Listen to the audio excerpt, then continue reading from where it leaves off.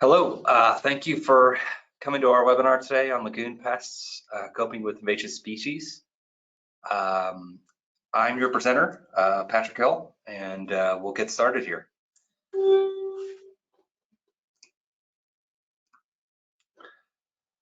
So as I mentioned, I'm the presenter. I'm one of the founders here at Triplepoint.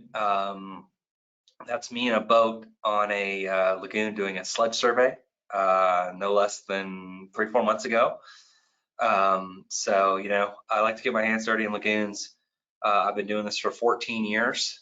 I presented at countless trade show conferences in local states and also at the WEFTEC show, national trade show. I'm very familiar with lagoons and literally work with hundreds of lagoons over my time here at Triplepoint. So today what we're going to talk about is we're going to talk about just a brief intro to Triplepoint, some common lagoon pests and problems, and then go into detail on snails, redworms, and midge flies, muskrats, geese, and duckweed.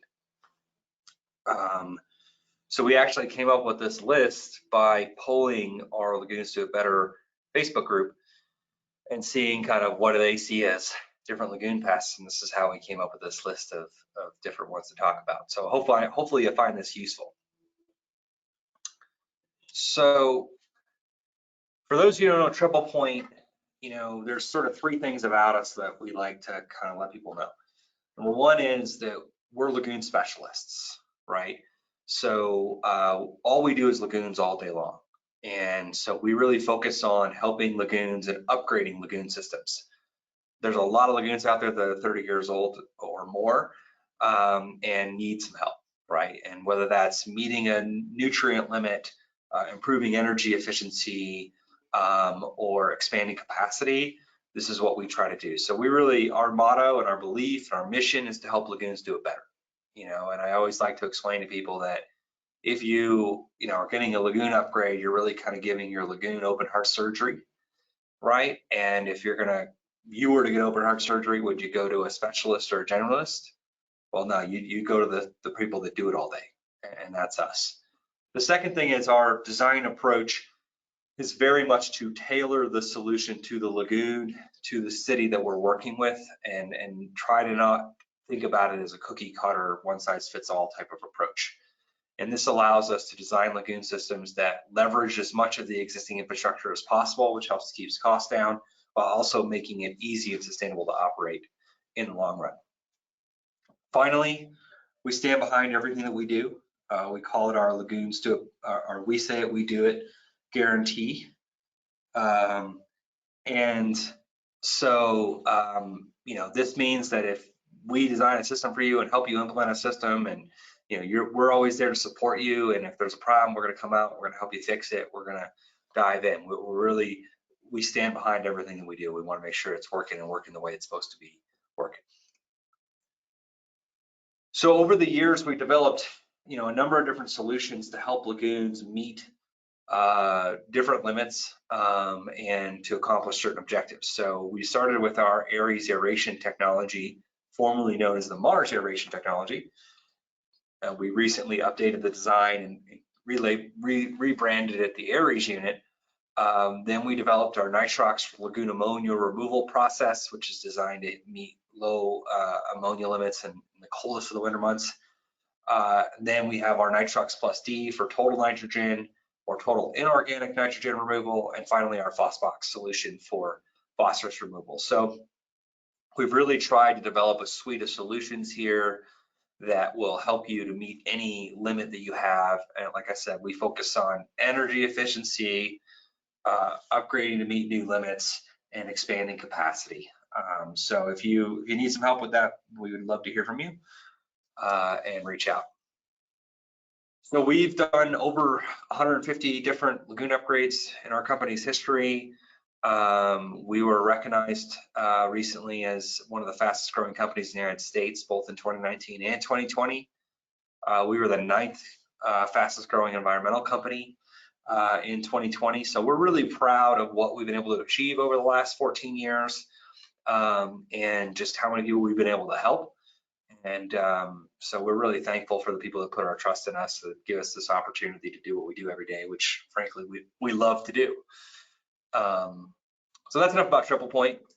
If you like this webinar, if you need more training hours, we developed our Lagoon University platform, which is an online platform that's free, that you can go and get all of our previous webinars. You can watch them, take a quiz, get free PDHs, free CEUs, in some cases for operators where we've applied for them in certain states and they've been allowed.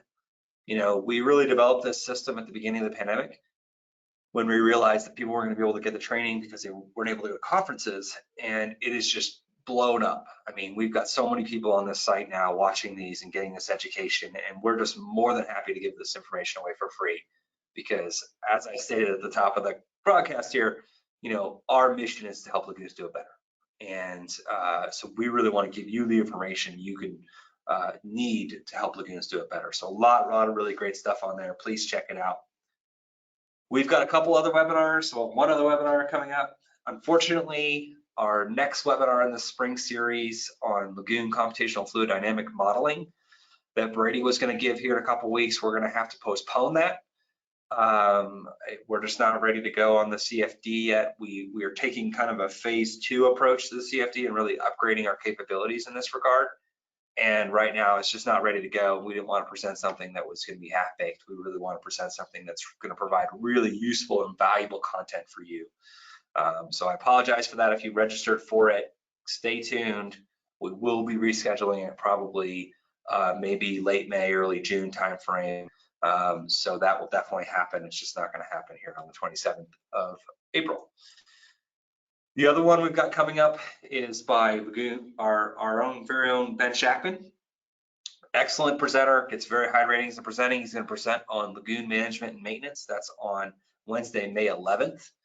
So I really encourage you to attend this webinar. Ben has been invited, since he started giving presentations, he's been invited to give more and more presentations at different state conferences and so on. He's a very good presenter. Should be highly interesting. So do check that out. That'll be part of our email blasts. You've probably seen it, but I highly recommend that webinar. All right, so just to dive in here. Common lagoon pests, and this is again came from our Lagoons Do It Better Facebook group. If you're an operator and you're interested, please join our Facebook group. We got a lot of really good. We got over 650 members in that group, and they all kick ideas off each other. So we put them, we put a poll out there, and we said, hey, what should we present on, for lagoon pests? And this is what they gave us: snails, redworms and midge flies, muskrats, geese, and duckweed. So that's what I'm going to talk about today. I'm going to go through each one. I'm going to talk about the problems associated with each one and the solutions to each one. So first, I'm going to start with a story, a funny story, a lagoon pest story. So this facility here is in Iowa, outside of Des Moines.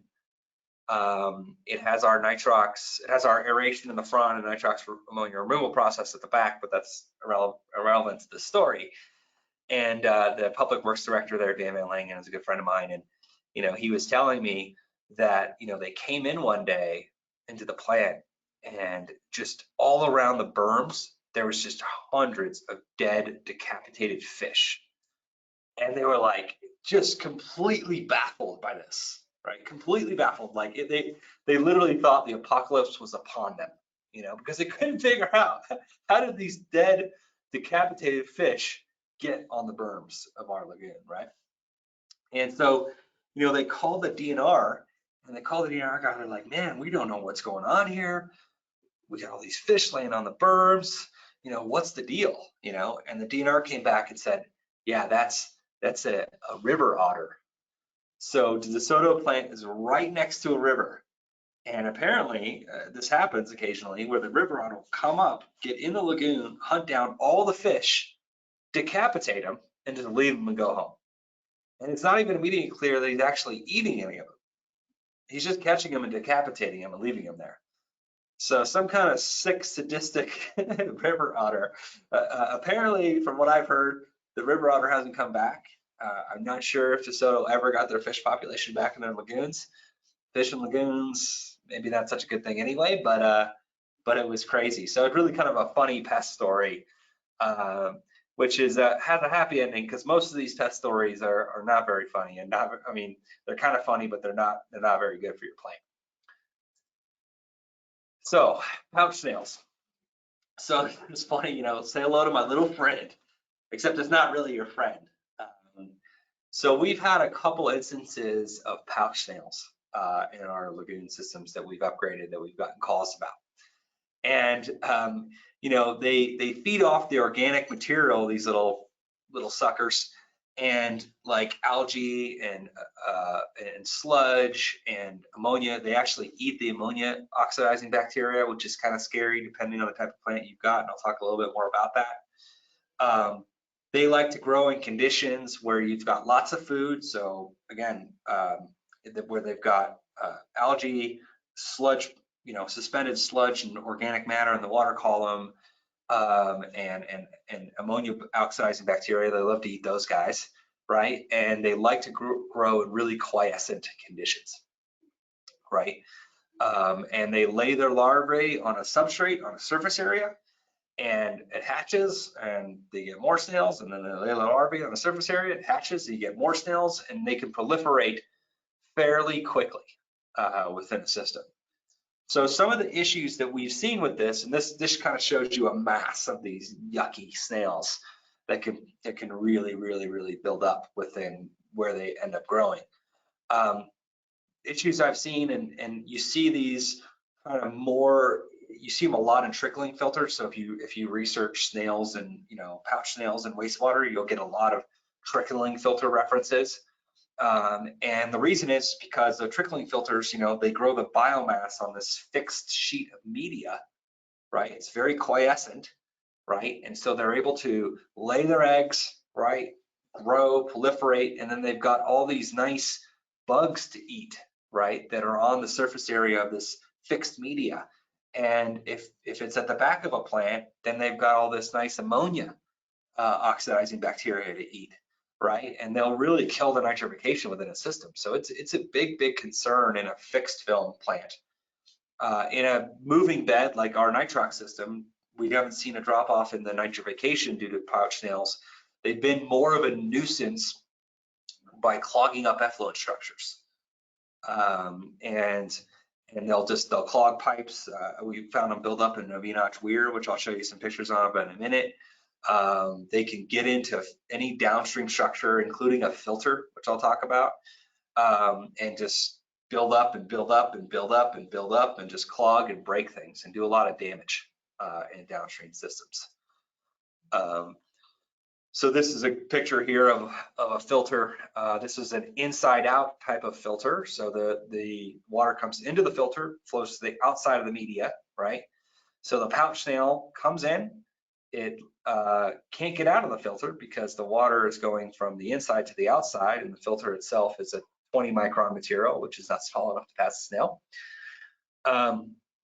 It's like a bug heaven. It's like a snail heaven, right? They grow on the surface area of that filter media, and they get stuck in there, and they just grow and grow and grow and grow and grow. And you know, we have seen this happen in lagoon systems that have a lot of algae, right, with a filter after the lagoon, and a lot of sludge, right? And when you have a lot of sludge, it tends to get suspended in the water column, right?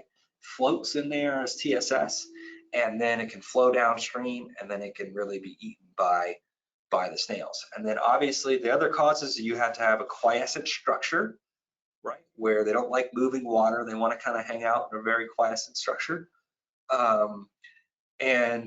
They need a substrate to lay their eggs. So again, a filter is really great for that. They need a surface area, right, to lay it, right? And if you don't control them, and if you don't keep an eye out for them, they can get out of hand fairly quickly and really cause an issue and be really difficult to clean. So one example of this is a system here. This is actually our nitrox system, one of our first in Missouri.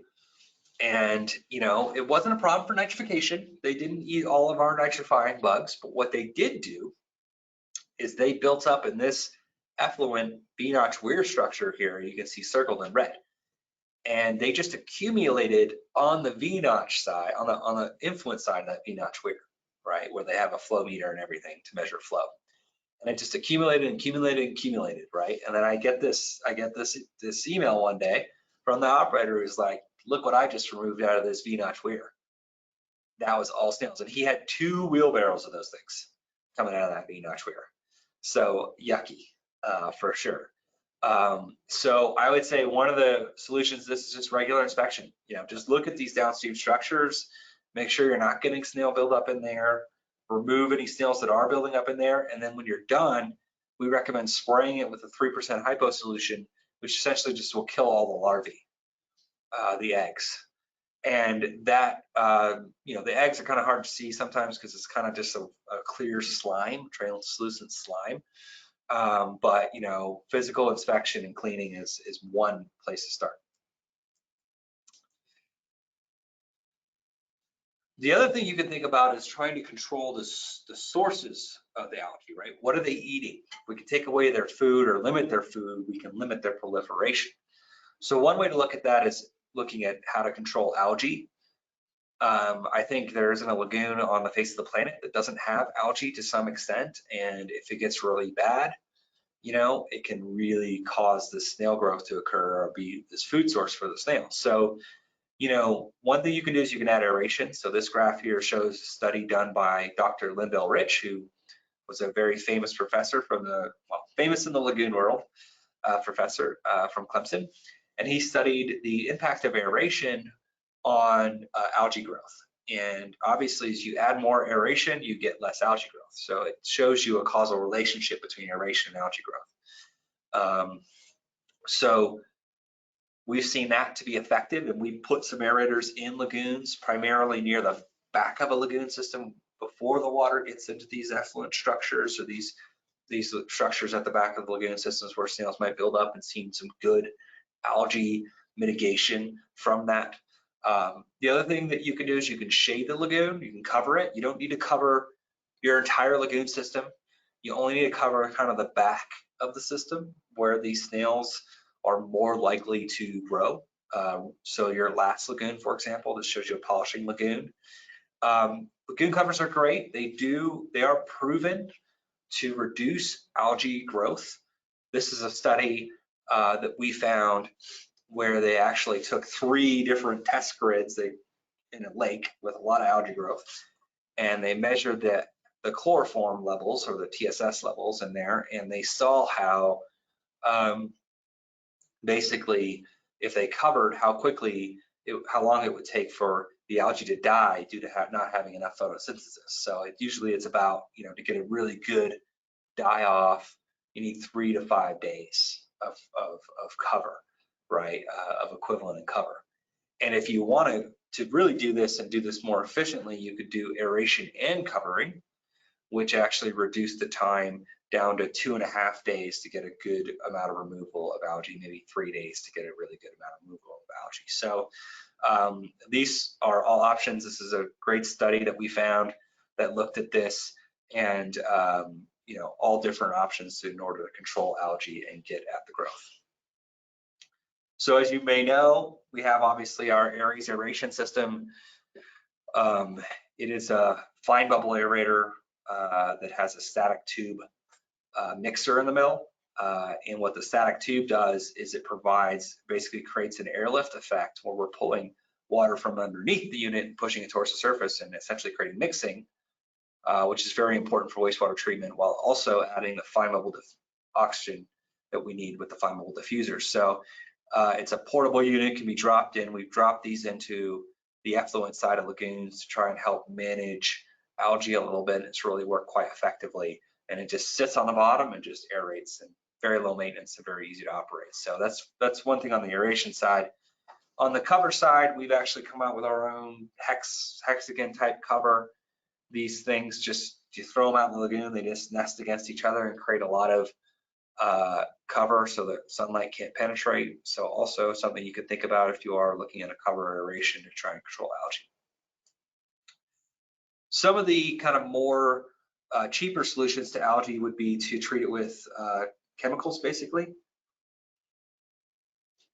So there are a lot of different chemicals that are out there. I'm sure you're familiar with them. I'm not going to drone on about it, but what we have found and what we recommend to our customers in terms of algae mitigation is to use a chelated copper product will actually kill algae and help you manage it. And then we recommend that you follow that up with an enzyme product that basically breaks down the dead algae, right? Because if you just use a chemical and kill the algae, that algae sinks to the bottom, right? And all the nutrients that are sequestered in it, and it creates a fertilizer for that next algal bloom that'll happen inevitably, right, within your system. And eventually the algal blooms will get worse and worse and worse as there's more and more nutrient buildup within the system. So the enzyme-based product to help break down dead algae really helps to kind of mitigate that long-term nutrient sink effect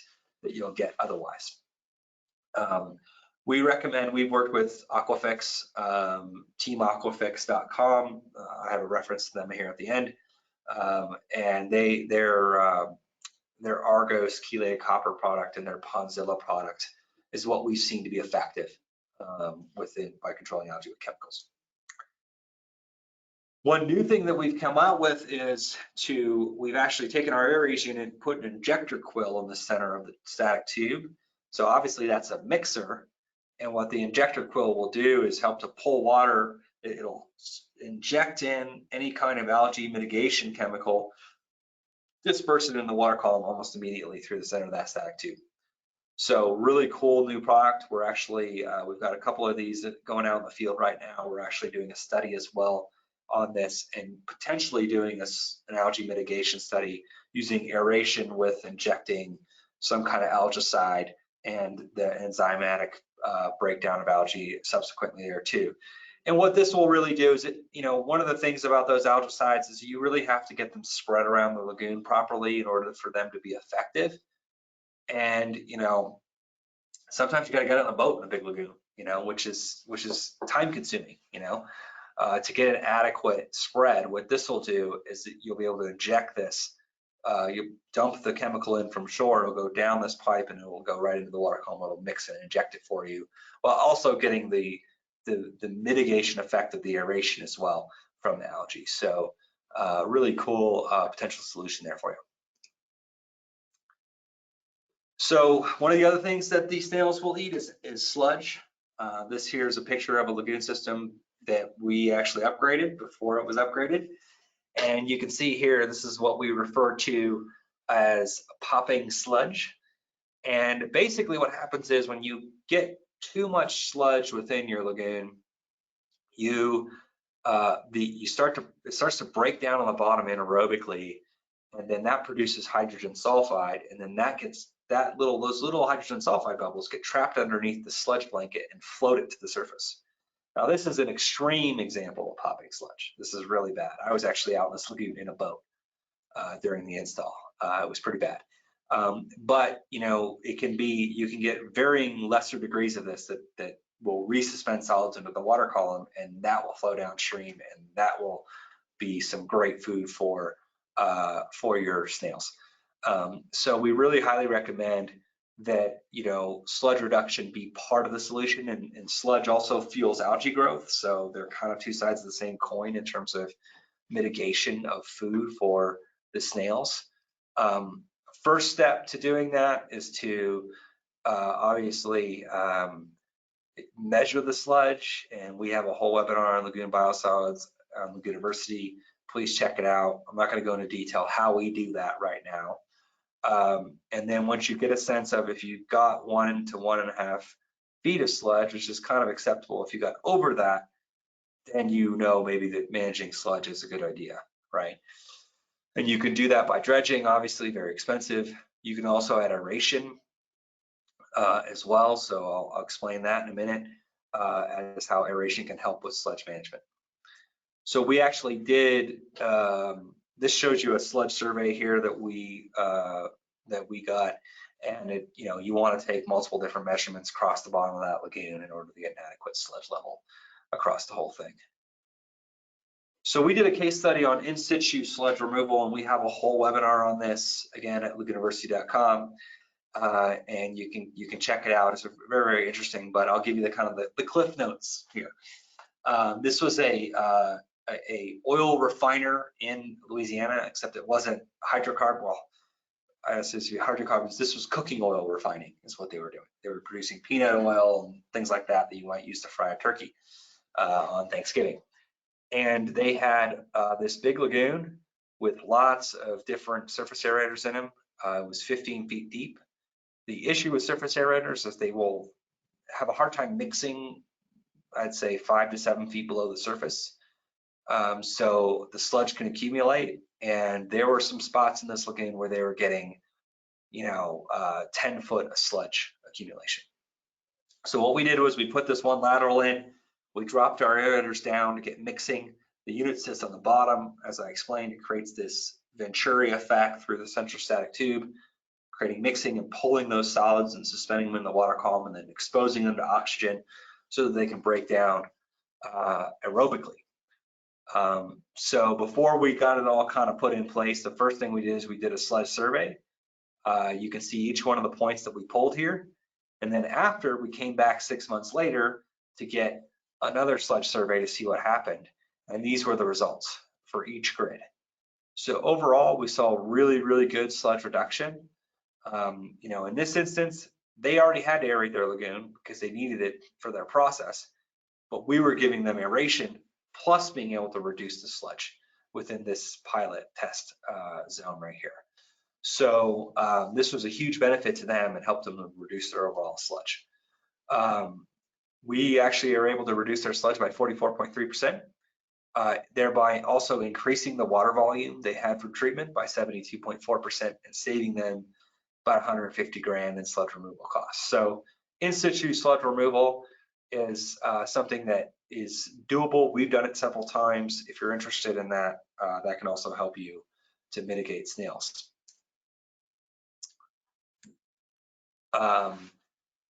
The other thing we're starting to test with our new Aries injector unit is actually putting some bioaugmentation within the center of the static tube to help to kind of amp up the sludge removal, so to speak, the breakdown of that sludge. And we're actually doing a pilot on that right now we want to probably do several pilots to try and test different bioaugmentation products to see what works best. But this potentially has the ability to kind of ramp up that sludge reduction even more. The last solution I'll talk about is, snails, they flow through your system, and what you could do is before it gets into that final structure, you could put a Y strainer in if you have the opportunity. And what a Y strainer is commonly used within drinking water and different types of systems, and it will capture the snails as you're flowing water through the pipe. You see the little arrow here, maybe if you look closely, and it deposits all of those solids within this strainer, right? That then can be cleared out by either opening and flushing, or you could put a valve on this, on the bottom end of this, in order just to open up the valve to flush it. You could also put a valve and an actuator to automate that. Now, I haven't done this, but this idea came to my head when my customers had this issue, and I suggested it, and then they ended up taking the more algae control approach and seeing how it goes. But this is definitely a possible solution to the problem. So midge flies, and redworms. So midge flies are actually, they're common everywhere. They look like a mosquito, but they don't bite. So that's the good news. The problem is they just swarm like heck, and they actually will bury themselves in any organic material that's around, and they will just lay their eggs in there, and the eggs are actually the red worms. They're not technically worms, they're actually larvae for the midge flies, and they can just proliferate very, very quickly. And they get everywhere, and they're a real nuisance. Like if you get them in an enclosed space, I had a customer that got these in their filter building. I mean, it was a nightmare. Like you couldn't even walk into the building without getting midge flies in your eyes, or your nose, or your mouth. Like it was horrendous. And they just, like the red worms, they feed off the organics. So if they If they got some food around, any solid organics, they'll feed off of that, right? And I've actually heard of stories, like when I was doing this research for this for this webinar, you know, they can be a real problem in activated sludge plants because they will actually build up within secondary clarifiers, and they will eat the activated sludge to the point where there is no RAS, and they can't RAS because the larvae, the redworms, are eating all the sludge. So it can be really, really problematic. They love to eat bugs, anything organic material, they'll eat it up. So they start out, you know, you have an adult female and male, they mate, and then they drop their eggs within a water body, and typically within a lagoon, they'll drop their egg, it'll sink down the bottom, it'll bury itself in the sludge, right? It will, in some instances, you see them kind of create these kind of cocoons, right? If you see it outside, and then they'll float up to the surface and hatch, and starts the whole cycle all over again. One midge fly can lay up to 3,000 eggs, and they typically do this in the summertime. So you can get a really, really fast midge fly swarm pretty darn quickly. So the problems associated with this is actually a facility, a lagoon system.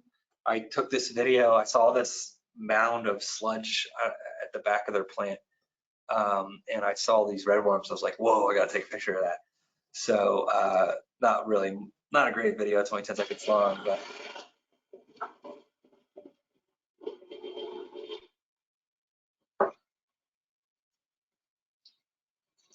you can see those little suckers. They're pretty disgusting. They kind of just swarm around, and I don't know, I'm kind of grossed out by that kind of stuff personally, but you know, they can be problematic. I mean, I guess they can help you reduce your sludge volume, which is, I mean, a good thing. But ultimately, they swarm, and they're a real nuisance once they get out of control. It's really hard to control them after the fact, and they can be more problematic than helpful.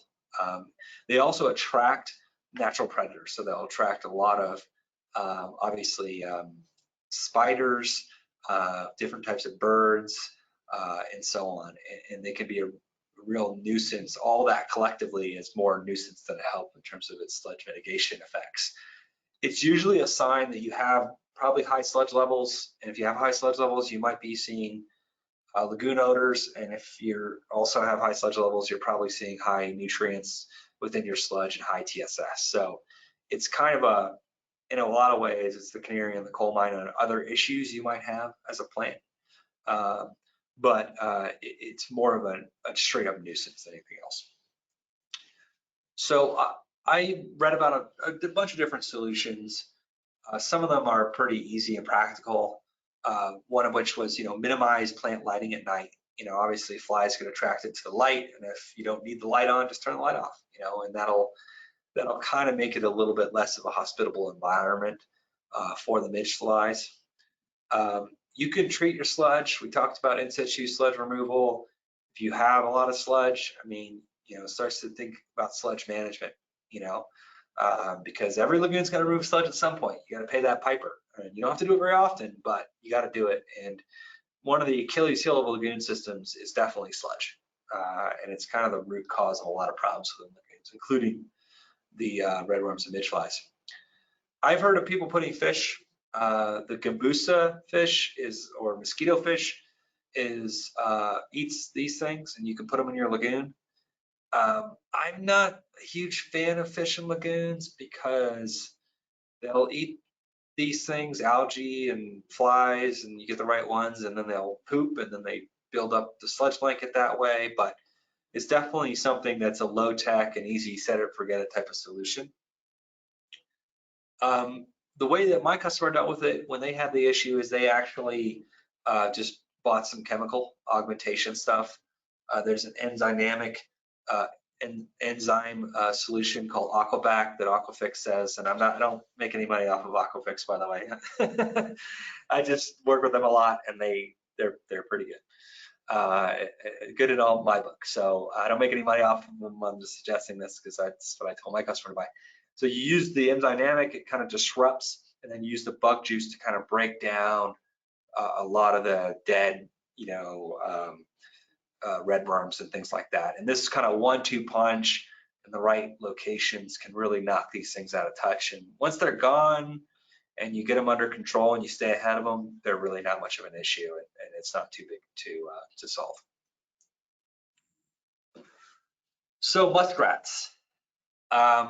This is also a very common issue that I've seen with lagoon systems, little cute little furry creatures, but they are a pain in the butt. The biggest issues I've seen with muskrats is that they destroy and weaken berms, and to the point where the DNR will get on you about this if you've got a lot of muskrat holes in your berm, because your berm could fail.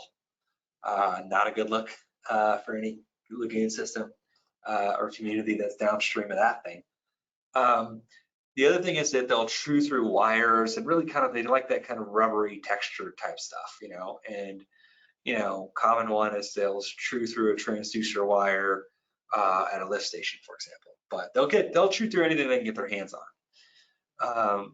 They primarily eat small, aquatic plants and some amphibians, turtles, small fish, so they can make a little home in the lagoon system for sure, especially the really clean ones. So some of the solutions to muskrat issues, the biggest one would be riprap. So Dan Van Langen, of the city of Soto, I talked to him yesterday about the river otter apocalypse story, because he told me that story. And I asked him about riprap, and he's like, yeah, riprap really does obviously prevent them from burrowing into your berm, and just doesn't give them a place to live. They live in your berm, right? They create a little layer in there. So obviously a really, really good solution. Not super cheap, but riprap is also really good for preventing erosion of your berms and levees, which is also an added benefit. Other solutions that I've seen are, people will put a 1 to 2 inch wire along the water's edge, kind of staked it in every so often. Apparently that works. Got that from a DNR guidebook on this, and they don't like to, they like to burrow in right there at the water's edge, let a little water get in there, create their little chamber within your berm, and they don't like that wire. You could obviously hire a trapper. That's another solution. You can try to limit their food, the aquatic plants and fish, that kind of thing. One thing I researched was a lagoon, was Perryville, Missouri. I found a news clipping on this. This is pretty funny. So they had a big muskrat problem.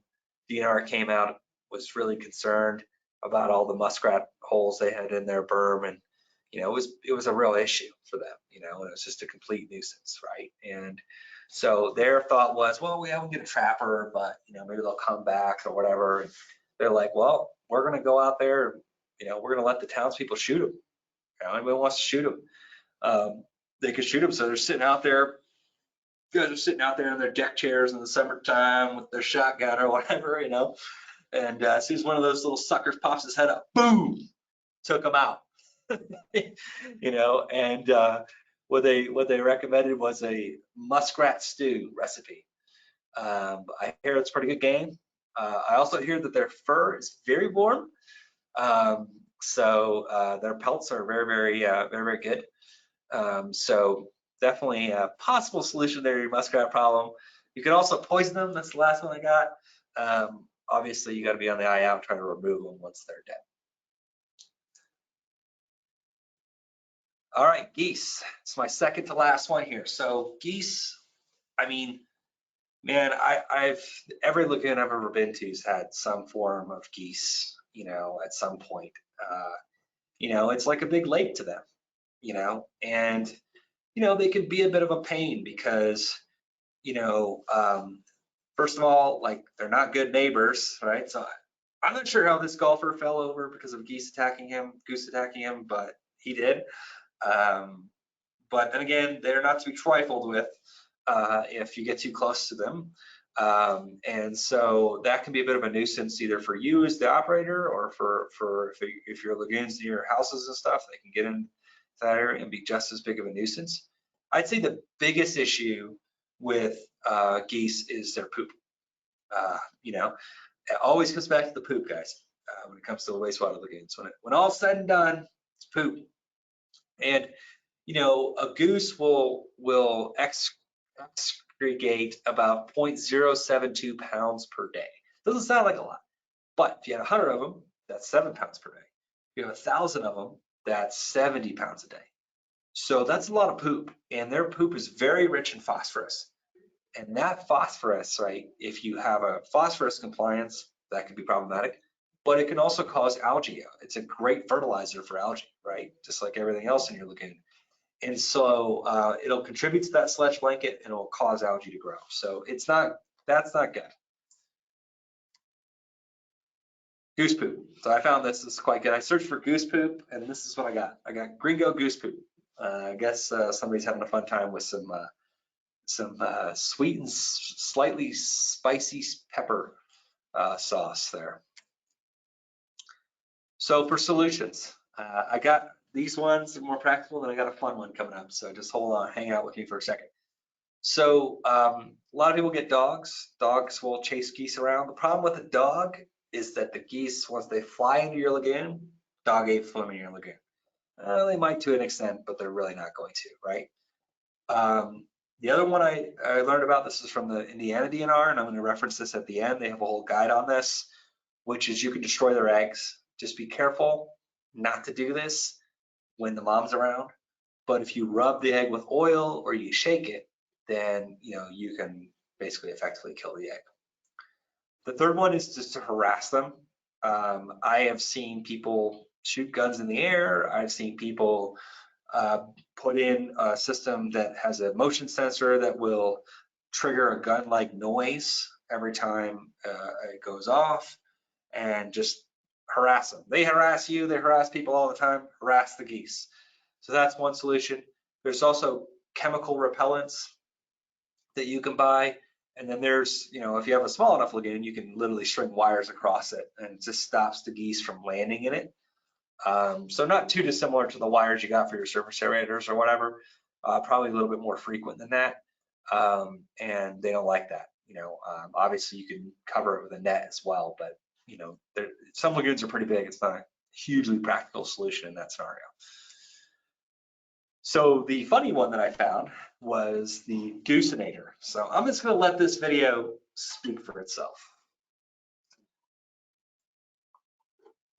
These cold ducks and geese in for a huge surprise. A goose's refuge is always the water. If you chase a goose, they can get away from any predator. Developers of the ultimate goose hazer say airplanes don't work. They simply duck down and it doesn't chase them away. But the Gooseinator works. The orange, the yellow, the silver, and the black and white are colors they're not too crazy about.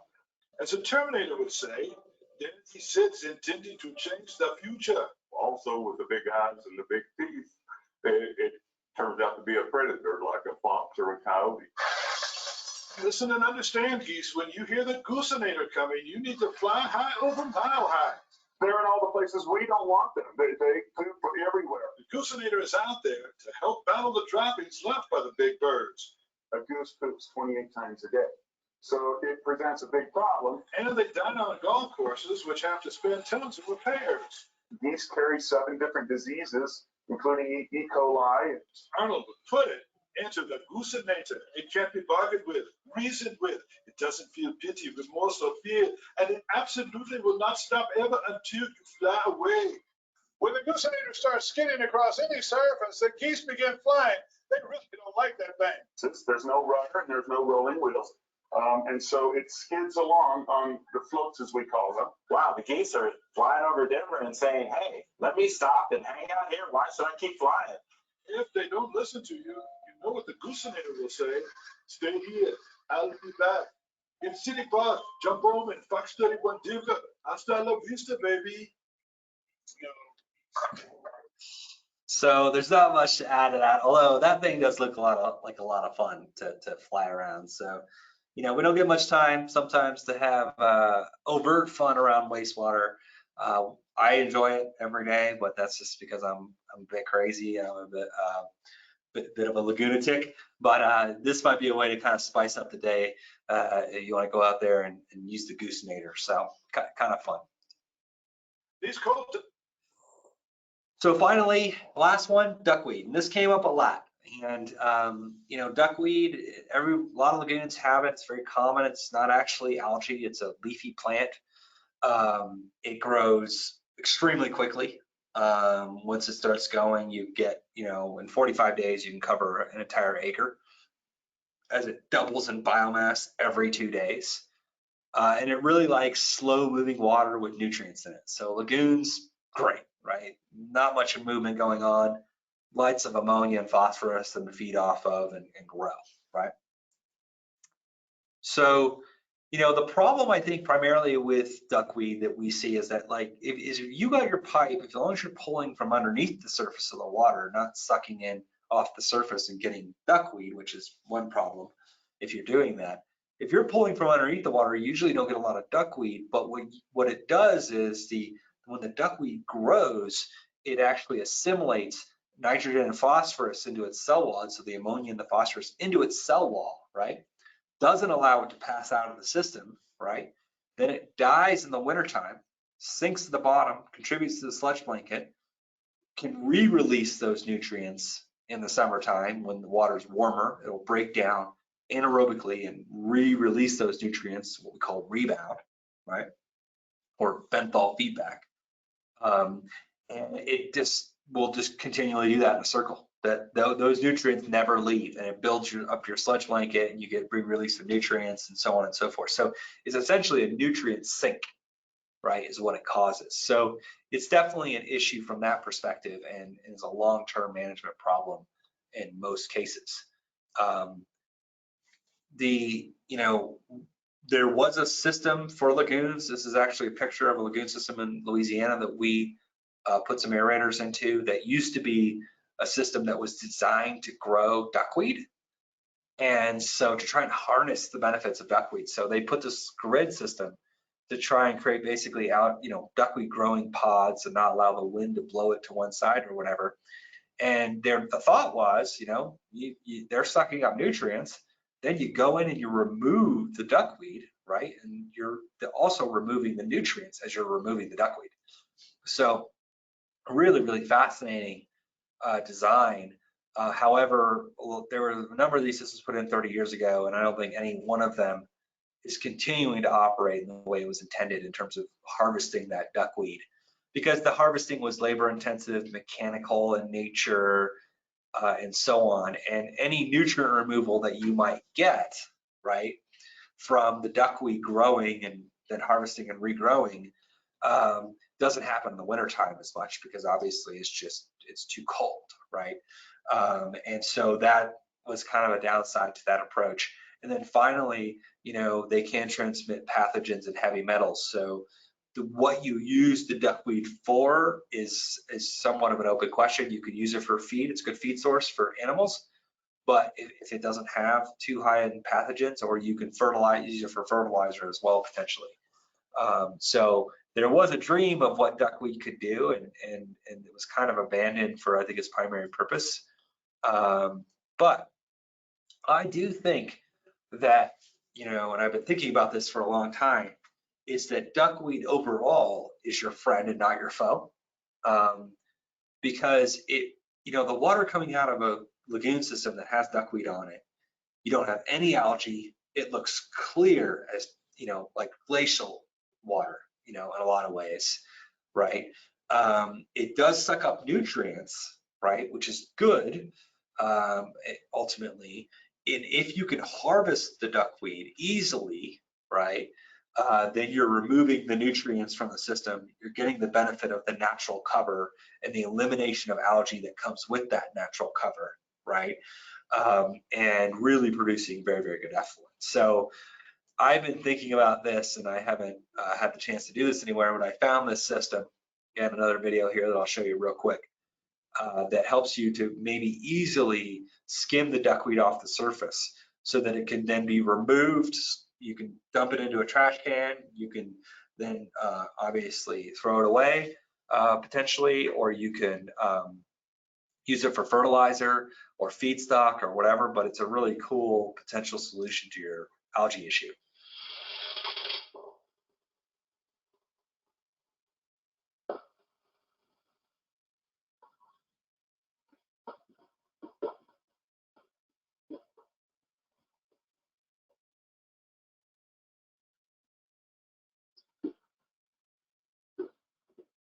So as you can see there, the skimmer kind of acts like almost like a skimmer on a clarifier, if you're familiar with that, a sludge skimmer on a clarifier or a scum skimmer on a clarifier.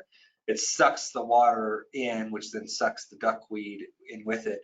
And then it dumps the duckweed over a screen. Obviously the water goes through the screen, the duckweed slides down the screen, and you could have it dump into a trash can. So really interesting solution to harvesting duckweed without, doing really much work. You could put it on a timer or whatever, and it could really help you eliminate algae. So I like that as a solution. Chemicals are another solution. Really don't like these very much, again, because once you kill the duckweed, it sinks down to the bottom. It's just going to provide nutrients and food for the next wave of algae or duckweed growth. It's like gets worse and worse and worse over time the more chemical use you use. So not a huge fan of using chemicals to control duckweed. Some folks have gone back to the fish, using carp. A triploid carp can't reproduce. I've actually seen this work, and they'll eat all the duckweed. However, they can grow really big, and eventually they die. And when they die, it's not fun to remove them. I've actually had to do that myself.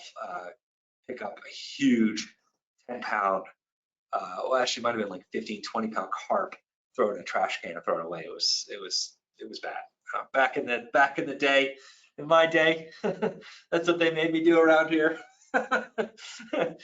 So I'm not a huge fan of using carp because they if they kill the duckweed, then you can get algae.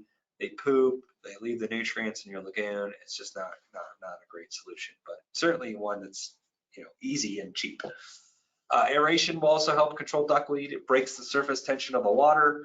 It helps to just manage it a little bit. We've done this in a few lagoons with duckweed and seen some success with just managing the duckweed just by having that disruption and that turbulence. Also helps to break down the sludge, that's on the bottom of dead duckweed from years past. Right? So certainly aeration can be a solution. And then finally, sludge removal. Sludge removal is another thing. All that duckweed ends up in the sludge. It fuels more algae growth for its nutrients and more duckweed growth. If you remove sludge, you kind of remove some of the food source. So I've gone on here a little bit longer than I wanted. It's so funny. I always prepare these presentations, and I get to the point where I'm like, I don't know if I'm going to be able to fill the whole hour. And then I do it. And I'm like, man, I'm like way over how much I thought. I get blabbering and I go. So thanks for joining us in this webinar. We'll have a brief minute here to do some Q&A. If you want to post questions in the chat, I'll try to get what questions answered I can right now. Otherwise, we will try to get back to you on the questions. We do try to answer all the questions after the fact. If you like this webinar, again, we have Ben Shackman's webinar coming up in May. Please register for that. I think his will be better than mine. Personally, Ben's awesome. Also check out Lagoon University. Lots of good content on there. I talked about sludge removal, in-situ sludge reduction, so on. Algae, we got all those webinars on there. So great resource there. Join our Lagoons Do Better Facebook group if you're an operator, or LinkedIn page if you're an engineer. Great resource. Lots of good information on those pages and people you can collaborate with. You will receive a certificate for 1 hour of CDU and PDH time. They'll be sent to you after. You don't have to ask for it. You'll just get it. If you got any issues with it, you can always reach out to us, and we'll correct those for you. Type any questions in the chat box. Again, I'll see what I can answer, and if I can't answer, we'll get to it later. Finally, last but not least, my laundry list of things I got to say at the end. Please fill out the survey of this webinar. Your feedback is really important to us. I know we give these things away for free, but we really do try to do the best possible job. And if we get feedback It really helps us to gauge how well we're doing and then get any ideas for future webinars. And we really want to help you guys out. So with that, I'll let you guys ask any questions that you may have.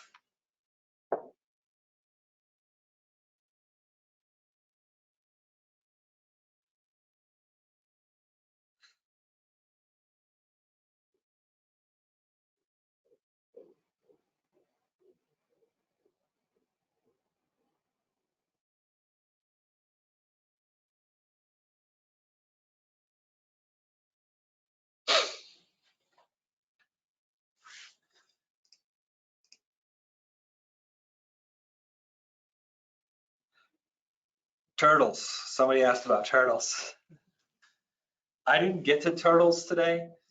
They are somewhat of a pest. I've seen them be particularly bad in lagoon systems in Missouri, for example. And, you know, I haven't seen them create a huge amount of problems other than they pop up and they can build up in effluent structures, and you just have to clean them out, basically. Once a year and just keep an eye on them. Similar to the snails, just keep an eye on those effluent structures, you know. And sometimes they can get in pipes and things like that. Put turtle screens on pipes is good. Apologize I didn't get to those today, but yeah, turtles are a different animal. Got a question here. Does duckweed covering affect UV treatment you may get from the sun? Any suggestion? Okay, so duckweed, yeah, so the sun can be a really nice and cool natural disinfectant for lagoons. It'll penetrate into the water column and actually help lagoons meet no E. coli limit, especially shallower lagoons. Yeah, duckweed will impact the effectiveness of that UV radiation, like cloud cover and other things will. I think if you're looking at trying to control duckweed, you know, if you want to use it as a benefit to your system, then try to grow duckweed on your final lagoon cell, and then try to keep your other cells a little bit more clear of duckweed through either harvesting or all the methods I talked about. That will help you get the UV disinfection while also mitigating any potential algae that you might have before it reaches the effluent. So as long as you have 5 days worth of retention in a lagoon with some duckweed in it, you know, and get a nice cover on that lagoon, you're going to be in good shape to get really low TSS.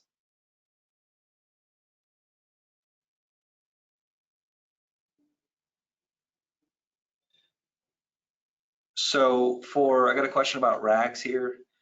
So for rags, the best thing to do with rags is put screening in at the front of your lagoon system.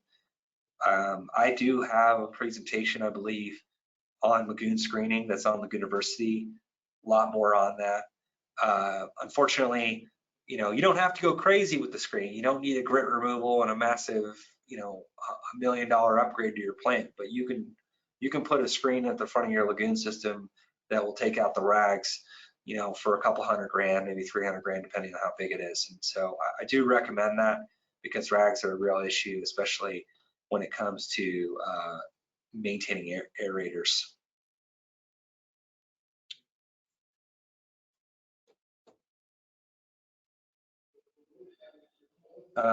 With that, I think we're over the hour here, so I'm going to answer the rest of these questions offline.